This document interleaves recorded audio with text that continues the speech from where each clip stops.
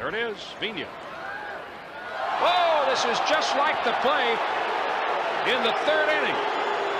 And it was San Francisco, a city defined by its iconic bridge, its rolling hills, and a constant ethereal blanket of fog. It's a place where mysteries can linger, and sometimes they find their way onto a baseball diamond, creating a legend as vast and elusive as the mist itself. Tonight we delve into the story of a pitcher, a man whose talent burned bright but whose career, and indeed his very presence in the game, was swallowed by that impenetrable San Francisco fog. Imagine this, a crucial game. The stakes are sky high. The crowd is on the edge of their seats, the tension thicker than the evening mist rolling in from the Pacific. And then a pitcher takes the mound, a prodigy and anomaly, someone destined for greatness. But what if, just as his star began to ascend, he simply disappeared? Vanished without a trace, leaving behind only whispers and unanswered questions. That's the tale we're about to unravel, the story of Joe Nuxhall's equally enigmatic contemporary, the pitcher who, for a brief, dazzling moment, was the toast of the Bay before the fog claimed him. The year is 1953. The San Francisco Seals, a legendary minor league team, were a powerhouse. They were the lifeblood of baseball in a city that would soon demand something more, something major league.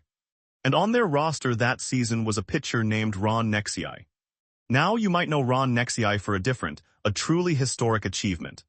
In 1952, pitching for the Bristol Twins in the Appalachian League, he accomplished something unprecedented. He struck out 27 batters in a single 9-inning game. 27. Every single out was a strikeout. It's a record that still stands today, a testament to pure, unadulterated pitching dominance. That astronomical performance naturally turned heads.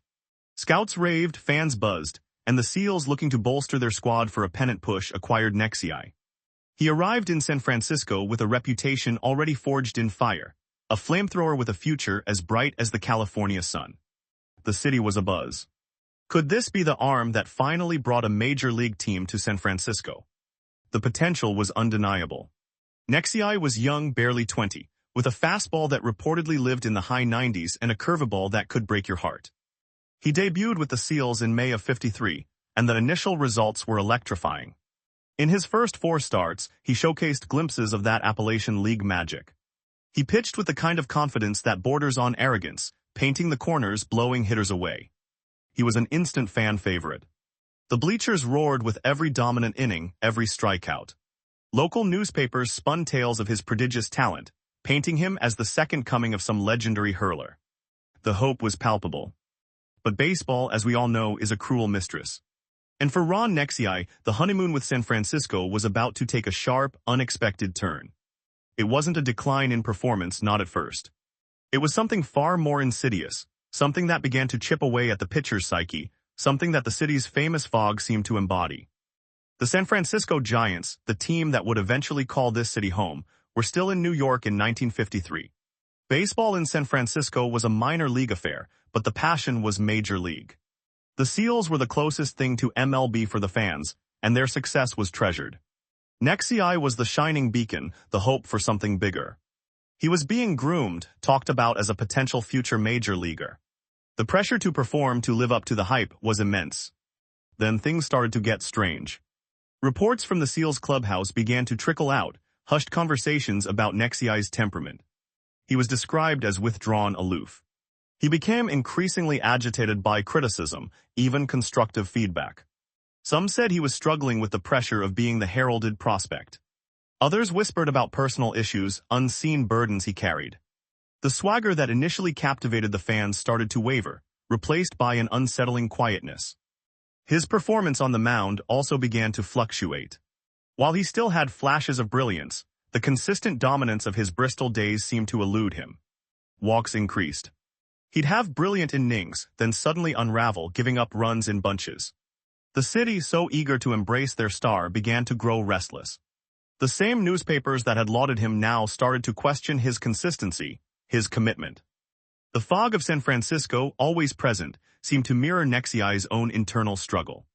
It's a fog that can hide things, disorient, and obscure the clear path. And for Ron Necciai, it felt like it was beginning to cloud his mind, his focus, his very ability to play the game he loved. There were whispers of him having arguments with coaches, of him disappearing for stretches only to reappear later, offering vague excuses. the once adoring fans started to turn. The cheers that once echoed the city's dreams began to be punctuated by boos. Necciai, already sensitive, seemed to retreat further into himself. He was a prodigious talent, a record breaker, but he was also a young man, perhaps ill-equipped for the intense scrutiny and the weight of expectations. And the fog, that ever-present, all-consuming mist, felt like a silent accomplice to his unraveling. He was no longer the man on top of the baseball world. He was a man lost within a cloud. The season wore on, and Ron Necciai's presence on the mound became increasingly erratic. He'd be in the starting rotation 1 week, then suddenly be dealing with an undisclosed injury or simply be absent from the lineup. The Seals, despite their own strong season, were hampered by the uncertainty surrounding their ace. The city, which had so fervently embraced him, began to feel a sense of disappointment, then unease. What was happening to this kid? The records show a flurry of events in late July and August of 1953. Necciai was placed on the inactive list, with vague explanations about personal reasons. He briefly returned, showing flashes of his old stuff, only to be sidelined again. It was a frustrating merry-go-round for everyone involved, especially the fans who had invested so much hope in him. And then it happened. The season was winding down, the pennant race was heating up, and Ron Necciai was gone. Not injured, not traded, not even released in the traditional sense. He simply vanished from the San Francisco Seals organization. No public statement from the team, no farewell from Necciai himself. He just ceased to be a part of the narrative. For a time, rumors swirled. Had he gone home to Pennsylvania? Was he trying to get back to a lower-pressure environment? Had he simply had enough of the game, of the pressure, of the city he once electrified?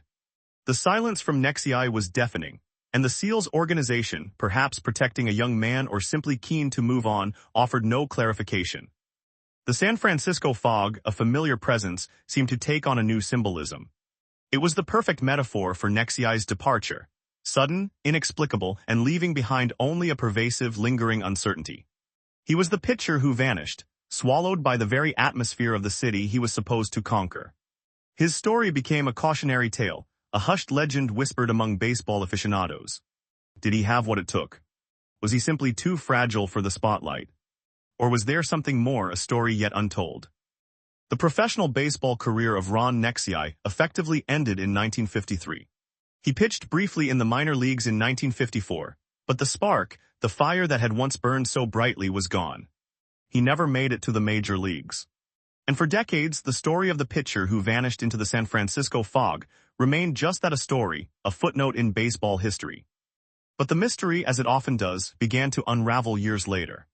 In interviews and biographical accounts, Necciai himself began to speak, albeit tentatively, about his struggles.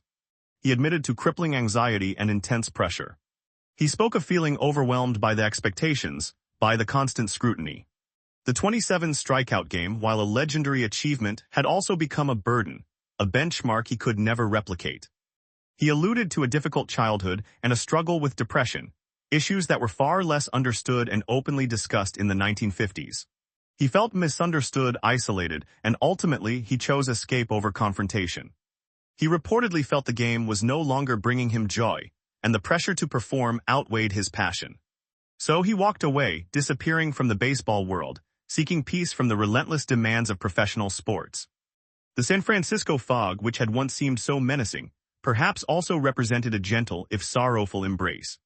It swallowed him, yes, but it also gave him a cover, a chance to start anew, away from the roar of the crowd and the glare of the spotlight.